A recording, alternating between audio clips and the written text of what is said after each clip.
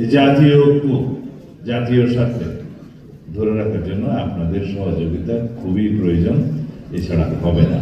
যে অপশক্তির উত্থান সবাই বলে গিয়েছেন, মতি ভাই হয়তো একটু প্রকাশ্যে বলেছে, সেই অপশক্তির উত্থানটা আমরা লক্ষ্য করেছি বিশেষ করে 5ই আগস্টের পরবর্তী সময় থেকে এখন পর্যন্ত।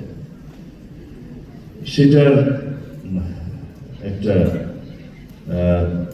রূপ, চেহারা এবং কর্ম গত কয়েকদিন আমরা লক্ষ্য করেছি, প্রকাশিত হয়েছে। সুতরাং জাতীয় ঐক্যকে ধরে রাখবো এবং জাতীয়ভাবে আমাদের সবাই এই বিষয়টা যাতে সচেতন হতে পারে, সে বিষয়ে আপনাদের সংবাদপত্র এবং ইলেকট্রনিক মিডিয়ার ভূমিকা অনেক বেশি গুরুত্বপূর্ণ।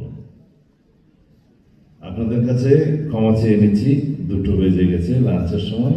এখন আমাদের সবার বয়োজ্যেষ্ঠ লাল গোলাপ খ্যাত আমাদের শফিক ভাই